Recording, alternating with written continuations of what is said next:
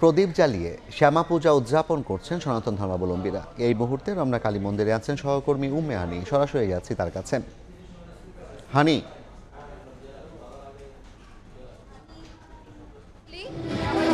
শ্যামা পূজা এবং আজকে কিন্তু এখানে কিন্তু শ্যামা পূজার যে দীপাবলির যে আনুষ্ঠানিকতা সেটি কিন্তু শুরু হয়েছে।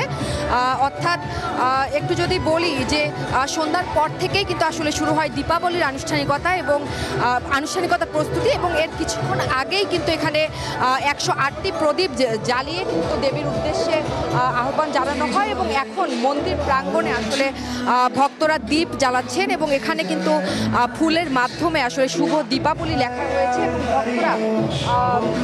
ভক্তরা সেই ফুলের উপরে থাকা যে প্রদীপগুলো রয়েছে সেগুলোই জ্বালাচ্ছেন এবং এখানে কিন্তু অনেকে ছবি তুলছেন এবং অনেক ভক্তরা প্রত্যেকে কিন্তু নিজের প্রার্থনা করছেন এবং কেউ শান্তির জন্য, কেউ পরিবারের মঙ্গলের জন্য এবং কেউ কিন্তু দেশের কল্যাণের জন্য আসলে প্রার্থনা করছে। এবং একটু বলে রাখি, আজকে কিন্তু রাত 12:30 এখানে হবে শ্যামা পূজা এবং এখন কিন্তু পুরো মন্দির প্রাঙ্গণে আসলে তিল পরিমাণ ঠাঁই নেই এবং ভক্তদের যে আসলে পদচারণা সেটিতে কিন্তু মুখর হয়ে উঠেছে মন্দির প্রাঙ্গণ। এবং একটু বলে রাখি যে হিন্দু পুরাণ অনুযায়ী কিন্তু কালী দেবীকে কিন্তু আসলে দুর্গারই আরেকটি রূপ এবং শক্তি হিসেবে ধরা হয় এবং কাল যে শব্দটি রয়েছে এবং সেখান থেকেই কিন্তু আসলে কালী নামটির উৎপত্তি এবং যার অর্থ কিন্তু সময় এবং অর্থাৎ সময় যা সৃষ্টি করে আবার ধ্বংস আনে বলে বিশ্বাস করেন সনাতন ধর্ম। এবং এই যে কালী পূজা এটি কিন্তু মূলত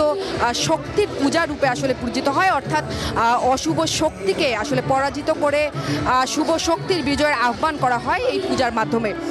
এবং ভক্তদের বিশ্বাস আসলে দেবী কালী আসেন দুষ্টের দমন আর শিষ্টের লালনের মাধ্যমে এবং আজকে কিন্তু এখন যে দীপাবলি অনুষ্ঠান চলছে সেটি কিন্তু আসলে এবং শ্যামা পূজার যে আনুষ্ঠানিকতা সেটি রাত 12:30 শুরু হবে এবং এই ছিল আমার আজকে শ্যামা পূজার সর্বশেষ। সরাসরি যুক্ত ছিলাম রমনা কালী মন্দির থেকে।